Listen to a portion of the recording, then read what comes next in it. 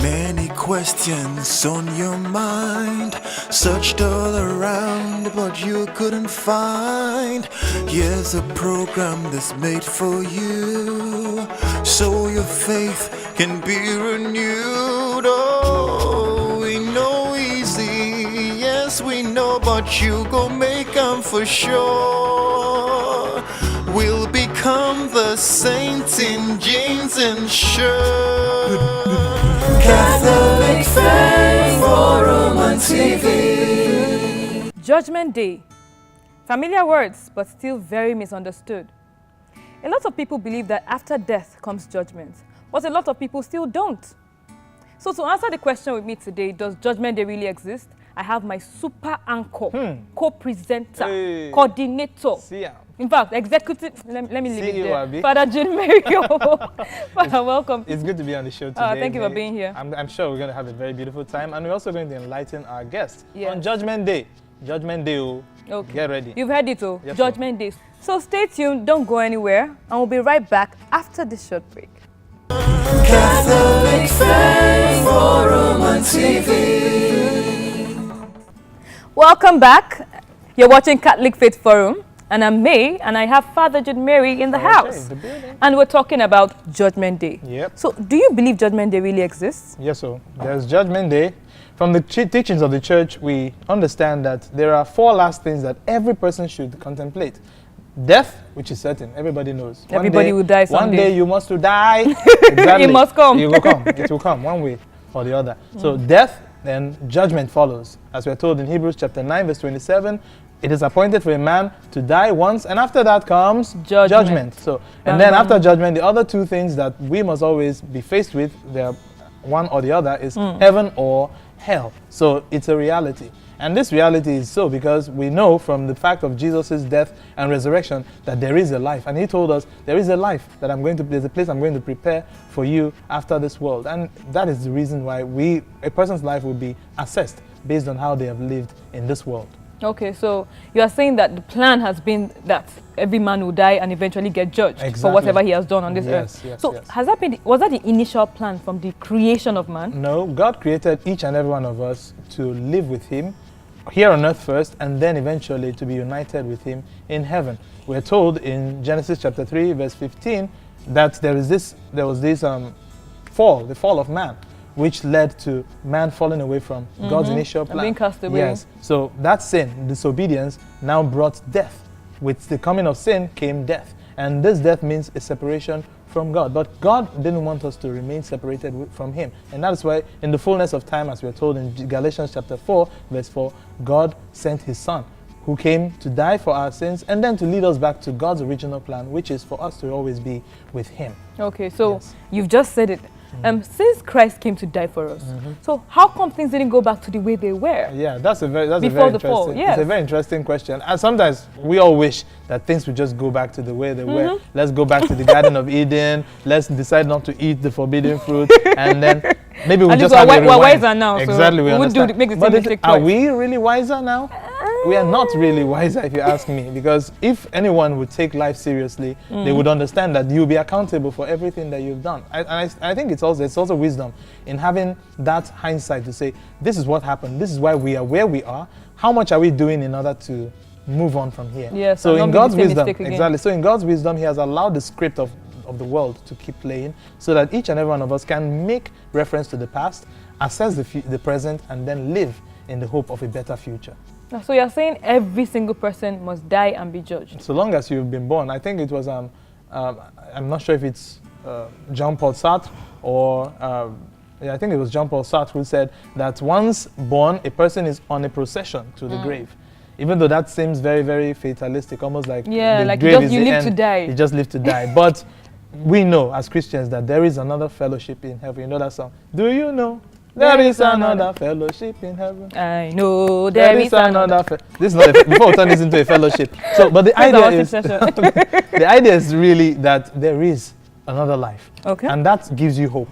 That gives you a sense of purpose, and it helps you to keep moving on beyond just the daily struggles, the daily ups and downs, the tensions, the temptations. You move on to realize that at the end of my life, I will have to give an account of my day, of all that I've done For all we know, our life is we hold our lives as stewards. We are stewards of our lives. So you're saying technically we should all live our lives like we are going to be judged one day. So Exactly. everything we do should be calculated. Sure. Okay, I interesting. think it was 2 Corinthians chapter 5 verse 10 that says that each and every one of us is going to stand before the judgment seat of God and give an account of our lives. So you are basically given time, you are given opportunities, you are placed where you are so that you would make the most of it. And at the end you would say, yes, this is how well I have done this. We hear a lot of stories of parables of Jesus saying that the father gives, or a person gives certain stewards of his 1 talent, 5 talents, 10 talents, and then for them to trade with it, and then eventually when he comes back, he asks for each of them to make an account. And those who are productive, he will reward, and those who decide to be lazy, he will cast out. Exactly. So those are some instances where we see Judgment Day being referred to. Okay, so are you saying that Judgment Day exists because we have the free will to choose between good and evil? Judgment Day exists because there is already a reckoning. We live in time. This is not eternity. Okay. Life is not going to go on forever and ever. No. Time means that there is a limit. There is a starting point and there is a clear end. And Jesus himself says it, that he would come back again. So he already promised that he will come back to take those who are his own. So that already tells us that there's going to be an end of all things. So despite the fact that people dying now, that's one aspect of death that ends life. There is also the final end when everything will come to an end, and then Jesus will come to be all in all.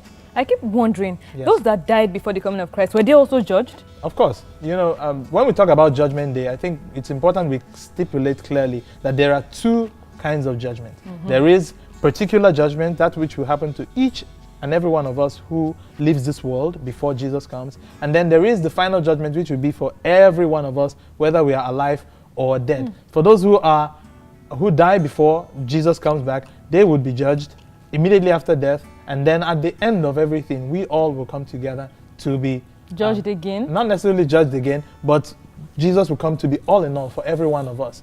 In terms of saying, you and you, of course, like the sheep and the goat. And the goat. Yes. You are the sheep, you are the ones who decided to turn away. And the reason for that second judgment is because it's not just about judging each person for his action, but everyone will get to know what every other person has done. Those who are good will be vindicated. You hear stories of people who say they died without getting justice. Yeah. And those who go scot-free, supposedly, after doing something bad, all of this would be sorted out. Everyone will know who has really been in the right and who has been in the wrong, and justice will be served for all. I think that's really the purpose for the second judgment. I can't help but keep wondering how that judgment for everybody is going to work. You know, we always think in terms of our human nature and our limitedness. How will God judge? At the present, there are over 7 billion people on this planet. So how would God judge 7 billion people and then the billions that have died and gone all through the ages? That is not for us to bother our brains about, because it's mind-blowing just to even imagine. Yes. So I think the idea is basically to be concerned about the fact that I will die and then I will be judged. I will be required to give an account of my life. So what happens to those people who never got to experience God, or by no fault of theirs, let's say this. By no fault of theirs, they never got to hear about God, they never got to read the word or hear about Jesus Christ. So what happens to these people? You know, there's something placed in each and every one of us, even before the consciousness of God. We have a consciousness of right and wrong. Okay? Reason teaches us what is right and what is wrong. What is right and to be done, and what is wrong and should not be done. So every one of us who doesn't know Christ, who has not grown up in a supposedly structured moral society, would be judged based on our knowledge of what is right and wrong, what is good and evil. Okay, so I think every one of us owes themselves a duty to know. First of all, you have to owe yourself a duty in an information age as ours, to expose yourself to as much information as you can possibly gather in order to know the truth.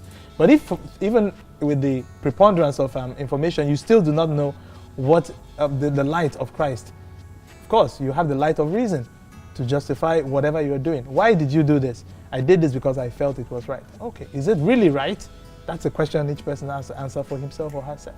Okay, but a lot of people these days believe in living in the moment. Yeah. Like living for the now, for the here and now. That you know, you only live once. Exactly. The popular YOLO. So those people that live for the now, they don't really care. Is it that they're living not thinking about the future, not thinking about being judged, and they're just trying to enjoy the pleasures of the earth, or what? I don't really get it. You know, I think whatever comes up as an idea, people always tend to push it to its logical conclusion. That idea basically came because of people who supposedly get trapped in the mistakes they've made or in the circumstances of life under which they were born, and they say, no, it's best that you try as best to move beyond where you are coming from and live in the moment and enjoy the moment. There's a good thing about living in the moment. It means that you are accountable, you are purposeful, you are thinking about what you are doing right now, and it helps you to understand that, yes, you don't have so much time. But when you now say live for the moment and you only live once, therefore just freestyle everything and do whatever you like, I think there's a danger in that. When you just live your life carelessly because you only live once. And then, so of course, then some other people will now push up the idea and say, there's no other world outside of apart this, from this. so you enjoy it. A lot of people actually and so many people believe buy into that in their ignorance. So, well, of course, they are hearing us speak now. So, so if you never knew before, know it now. The coming of Jesus Christ signaled a new epoch in history where there is life after death. We are assured that there is a life after death. So after you've lived all your life, after you flexed on life, in life, you have to give an account. You have to render a report before God who gave you this life. So it's important that people understand that. Okay, but I still feel like the concept of judgment is still very vague to a lot of people. I don't know. I don't know if it's because we keep trying to understand it in our human way, and then so it just seems very, very absurd. Like, how would God show me? Okay, let me use the common term. Show me a video of everything I've done from the day I was born to this point. Like, I don't. Is it because we're humans we can't really comprehend the whole concept of? I wish that was the problem. I think there's even a bigger problem. There's the problem of people feeling like, because I'm free, because I'm making my own choices, I'm making my own decisions, nobody should judge me. I have my own life to live. Yeah. I can choose to live it whichever way I like, which is like an extreme version of freedom. But then you must understand that freedom comes with responsibility. True. Freedom and responsibility are like two sides of a coin. So every life, even if you look at everyday life, everyday situation, it reminds us of even judgment. Talk about school students. You go to school, you go through a term of studies, and then at the end there is an examination to show what you've learned so far. Exactly. So, and it's like that with every other thing. You work in a company, at the end of the month, you are assessed for how much work you've done, and you're paid. You cannot say, okay, I'm employed in this company, but I'm somewhere else. And at the end of the month, you now say, where am I? Come and pay me salary. The security, take this man out of here. So it's important that people understand that even our everyday situations show us that there is a reckoning. There's a day of reckoning. So you eventually have to give account one way or the other. So even if you say, nobody can judge me, only God can judge me, surely only God can judge you. But then I hope you're ready for that judgment. Okay, Father, I want to ask, is there a way people can prepare themselves for Judgment Day? But before that, as usual, sampled opinions from the street. Definitely. So let us just go and see what people have to say about Judgment Day. Stay with us. Catholic Faith Forum on TV. Do you believe in Judgment Day? Yeah, I do believe in Judgment Day. I believe there will be a day whereby souls who are dead will come together for their judgment, because it is written in the Bible that at the end time, or at the end, after the sojourn on earth, there will be a time where the living and the dead will come and be at his presence for their judgment. So I believe in Judgment Day. The Bible is recorded that disappointed man wants to die, and after death, judgment will follow. And look into that, you know that the life that you are living, you know that when you dream, at times when you dream, you find yourself in different area. That particular time, it is not you that is there, it's your spirit. So the particular time that you won't pass away, that thing spirit will now meet to the Creator. And that is if the person do good, that is where he will now enter to eternity. If the person did evil, he will now face the challenges, hellfire. When somebody dies, judgment follows. That is from our religions, both Christian and Muslims. We believe in that. So it's good. A part of my Bible told me that after death comes judgment. And, as human beings and as Christians, there's no need of doubting it now. It's something that is actually going to happen. Once you die, you're going to be judged. And when you're judged, either you go to heaven or you go to hell. Christ said he will come back again to judge the living and the dead. And the Bible also says that after death, judgment. So I believe surely there will be a judgment day, because Christ has already gone there to open the key, to take that key. After the third day, he rose again from the dead. So I believe in the resurrection, and I believe in the judgment day. The atheists will tell you that it doesn't exist, but I'm not one of them. Based on I have a religion, and my religion tells me, I believe in my religion tells me there's a judgment day, I prepare for it, so I believe in my religion, so I believe in judgment day, of course. Catholic Faith Forum on TV. Welcome back. I'm sure you heard it, people's opinions. Everybody has their opinions of Judgment Day, but somehow everybody seems to agree that it actually does exist. There's Judgment Day. Which is good. Which is good. It solves half of the problem. Exactly. Really. When Because people say, if you know that there is already something in view, it makes you to also work towards it. Yeah, it makes you work toward it. Yeah. Okay, so before the break, I asked you a question. Yeah. How does someone prepare themselves to be ready for Judgment Day? Because it's not a small thing. I think it's important that one has that consciousness that there will be an end. Because when you lose that sense of an end or a purpose in life, it makes you now choose other goals and other purposes, which would eventually mean that you're fooling yourself. I'm saying fooling yourself because Luke chapter 12, verse 20 to 21 gives a scenario of a very interesting young man, a rich man, who had planted seeds and planted crops, and then had a very bumper harvest. Rather than saying, oh, maybe I should help my neighbors who are less fortunate than myself, he decided he wanted to tear down his small barn and then build a very big barn and start and say, oh, relax my soul, because you have so much stored up for you for many years. And God said, you fool, for tonight your soul will be demanded of you. Foolishness is to forget that you have a destination. It's like somebody traveling from one point to the other and only gets halfway and decides to sit down and eat suya, as though the journey has ended, or suddenly goes on a stroll and forgets that his boss is going to leave. That is foolishness. Yeah. So once you realize that there is an end to life and there will be a reckoning, that helps you to now live purposefully. So that's the very first thing, to live purposefully, to know that there is an end to your life. Another thing you want to lay emphasis to is that you live your life based on the criteria by which you believe. You believe in God, you believe in Jesus Christ, you believe in the teachings of the Catholic Church. Let your life be molded by those beliefs. Let your life be guided by the values that make our society a better place. I think these are at least two of many things that we could possibly do. So is there any specific criteria by which everyone shall be judged? One criteria by which everyone will be judged is love. Love of God and love of your not neighbor. The love of... No, not love of buying people something and say, oh baby, can you see me later? No, that's not it. Basically, the love, unconditional love of everyone, whether they are from your race or a different race, whether they share the same view as yourself. The idea that this person is a human being, this person is created by God, this person is loved by God, that is the only criteria by which you shall be judged. Matthew chapter 25, 31 to 34 paints the scene of the last judgment, in which we are told that Jesus will come with the angels, and then all the peoples from every nation will gather together, and then Jesus is going to divide them into two. Those who did the will of God, who loved, and those who did not. And those who loved, he said, come, blessed of my Father, to the eternal reward kept for you from all the ages. Because I was hungry, I was poor, I was weak, I was in prison, I was sick, and you attended to me. And when they say, how? When did we do this? Where? And he will say, whatsoever you do to the least of my brothers, that you do unto me. So long as we did it to our brothers, our sisters, our friends, our colleagues, those we meet along the way, strangers, we are doing it for Christ. And that is the only criteria by which we shall be judged. Even the person who doesn't believe in God has neighbors, has people who ask their help, who ask their assistance, whom they see to be in need.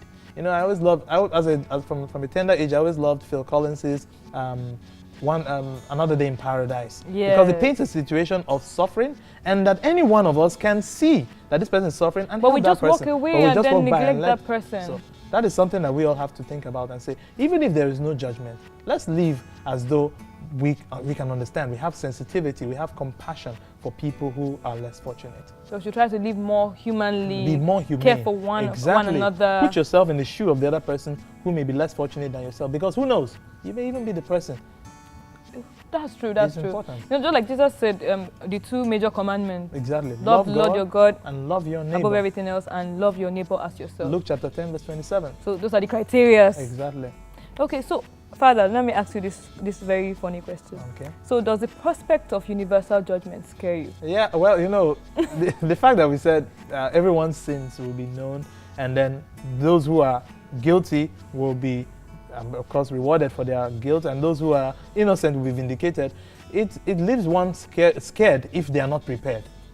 Okay. You can be scared if you are not prepared, because if you know that you have not sorted out yourself, the Catholic Church is very wise in its idea of saying, let's talk about confession of sins by which a person can be forgiven. Wait, so are you saying, sorry, let me pause you understand. there. Are you saying if the person confesses his sins, Those those sins are wiped away? They get, exactly. Oh, awesome. Exactly. Of course, God no longer keeps God doesn't keep a record of confessed sins. Okay. Once your sins are forgiven, they are forgiven. And I think that's something we also as human beings need to learn in our dealings with other people. When you say, I have forgiven, I have forgiven. Let it go. Let it go. There's no need for you to start holding on and say, I forgave you the first time. But I refuse to forget. No, I forgave you the first time. You went back. I forgave you the second time. You went back. The third time, I'm going to hold it against you. Or I've forgiven you, but I cannot forget. Jesus said, when you forgive how many times? 70 times 7. So just keep forgiving. One has to understand that yes, you don't hold on. There's nothing in this life that we're holding on to. We have to learn to let go and be free. You'll be lighter when you even let go of certain things. I think that's one of the things that actually hold people back from actually attaining salvation. The spirit of unforgiveness. It is very playful, but it's very serious. It's very serious. It's really, really serious. Because I think people need to learn to let go. God is merciful. God loves us, and He, as many times as we come back to Him and say, I am sorry, Lord, for what I've done because of my weaknesses, and you're willing to make amends, He gives you a second chance. But those who are unwilling to change, or who are unwilling to let go of what other people have done to them, cannot find forgiveness. Jesus Himself mentioned it in the statement about the Lord's Prayer. He said, forgive those who have He asks us to pray that God forgive us as we forgive those who have sinned against us, in Matthew chapter 6, verse 9. And then He goes on to say, if you do not forgive those who offend you, the Heavenly Father will not forgive you. At all. So the criteria for which you would be forgiven is that you're also willing to forgive. Yeah. So love is also forgiveness. Yeah. To forgive is to love. So one has to understand that there is always a connection amongst all the things that we consider wholesome and beautiful in life. Love is what is the general word that ties all good things together. Okay. There's this funny school of thought that Jesus coming for the second time, some people were debating whether He's going to come again through another version or if He's going to come physically. Do you have any? I think it's very clear in 1 Thessalonians chapter 4. It stipulates St. Paul speaking to the Thessalonians. In fact, that is the first letter of the first book of the New Testament to be written. It was to answer this question: how will Jesus come? What will it look like? And then St. Paul says that He's going to come on the clouds. In the glory of with the glory of the angels, after the trumpet sounds, everyone will see Him. Everyone will see Him. Maybe it may not sound like that. Maybe it will sound like what you hear at the refinery. Maybe, who knows? But then we're just saying that everyone will know that this is the end. This is the trumpet you've been waiting for. And Jesus will come on the clouds. And then those of us who have lived holy lives, who have lived lives of righteousness, who have lived in love, will be taken up to meet Him. But of course, those who have died before us will be the first to rise. That's what St. Paul says. Those who have died will be the first to rise, and then the rest of us will join them to meet Christ in the clouds. And Jesus says that it will happen like a thief in the night. He's going to come like a thief in the night. It's going to be so sudden that nobody will even have the time to say, oh, I've been wasting my time. Let me make up for... You know how some people sometimes deceive themselves, say, as soon as I'm aware that I'm going to die, I'm going to say, God, forgive me all my sins. Put everything in order. It doesn't work that way. Virtue is a consistent pattern of life. Vice is also a consistent pattern of life. If you have lived a life that is already depicting you as a bad person and you persist in that way of life, there is no chance. But they are using the example of the thief that died beside Jesus Christ as an example. Would you want to be crucified? That's the question. Would you want to wait till you are tied on a stake and to be executed by firing squad or placed on an electric chair? Sometimes we also think that we delude ourselves to think that we know how we will die. That will just come and we'll be prepared for it. And maybe you will receive a text message in 5 minutes. 5 minutes time you're going to die. It doesn't work like that. And that's to display the wisdom of God. We cannot cheat God. We cannot deceive God. We can only deceive ourselves. If you know that this is the truth, follow it. If you know that this is the truth, go by it. If you are convenient, if you think it's convenient for you to live a loose and carefree life, fine. That's the beauty of life, freedom. You are free to choose whichever, but it is always wiser to act in your own favor. You know, even if you don't believe in God, even if you don't believe in judgment, even if you don't believe in life after death, it is safer. It's a more common sense option to choose. To actually live like there's a judgment. Live like there's a judgment. So that if there's nothing. Suppose someone actually told me, why would I live? Like, what if I now do all the good things and at the end of the day I realize there's no judgment? I'm like, okay. But then people forget You've that lived a good life then. But people forget that goodness is its own reward. If I live a good life, I'm happier, I am healthier, I live with a sense of purpose. Because people make goodness look like it's bad. Like it's hard work that is going to stress you out and make you not enjoy any of the good things of life. But what is it? What are the things that people enjoy from sin? What are the things people enjoy from sin? I really don't know. So those are some questions that you have to ask yourself. What is it that you find pleasurable that is sinful? And ask yourself, is there a good alternative of it? One very handy one is sex. Okay, I enjoy sex because I'm not married. But can't you enjoy sex in marriage? Of course it can be. So what is the fear? What is the taste of eating something outside of the... They said the forbidden fruit is always sweeter. But the fact that it's forbidden is already a sign that it's already bad. Exactly. So those are things that people just have to think and say, let's stop deceiving ourselves. Let us do things as they ought to be done. The right way. The way they should be done. And live our lives with purpose. With purpose. I think if we live our life with purpose and we do things the way they should be done, we'll all have a ball. We'll all have a beautiful time. And that's what people need to know. Okay, so Father, any advice for those who actually don't believe in Judgment Day? Play it safe. Play it safe. Believe there is Judgment Day. And then if you find out there is no Judgment Day, then you've not lost. But we know that there is. But there is, oh. That's for sure. There is. We know that there is. Exactly. So, what are the common misconceptions about Judgment Day? The first one is there is no Judgment Day. Okay. Sorry, there is. The second one is I already know what I want my life to be like. So when I'm coming to the end, I will eventually change here and then enter heaven. The third misconception is, I think I know what to expect. So I'm going to prepare myself beforehand. Nobody knows what to expect. All we know is that if you've done good, if you've done well, you'll definitely be with Christ forever. And I think that is what you should settle for. Love God. Don't just love the fact that you're going to be in heaven. Love God. Love goodness. Desire good. Because heaven is for good people. Heaven is not for pretenders. It's not for those who want to deceive. It's not for 419ers. Those who want to steal heaven. Okay? You will not have the opportunity to steal heaven. But you can end heaven because heaven is our home. Jesus mentioned, I'm going to prepare a place for you. In John chapter 14. Says, I'm going to prepare a place for you. And going to prepare a place meaning that this is your home. Okay? We are on a journey. We always say we are on a journey here on earth. It's important that we see this as a journey. We are passing through. You don't know how long you have to spend in this world, but no matter how long you spend here, it's not going to be long as what you're going to see on the other side. So one has to prepare themselves eventually. It's funny that people actually act as if God can't see their hearts. So they will fake it to human beings. Okay. But still. But we mentioned the fact that at the general judgment, everybody will see. They'll see you for who you really are, the fraud that you are. But I hope that you would not allow yourself to be a fraud, but that you really live purposefully and really be an open person. I always tell people it's easier to live a simple life. It is. Live an uncomplicated life, and you find joy, you find happiness, you find peace. Okay. Yes. There you have it. It's appointed unto man to die once, and after that comes judgment. So Judgment Day really does exist. Yes, sir. So live your life and make every day count. Live a life of purpose, be calculated, and love God, love your neighbor, do everything you need to do to prepare for the Judgment Day. And live a very simple life. It saves you a lot of stress. And I hope that you will find happiness doing the right thing and living purposefully and preparing yourself for the end. Thank you for spending time with us today. Till next time, I'm May. And I'm Farah J. And you've been watching Catholic Faith Forum. Yes. Keep being saints in jeans and shirts. See ya.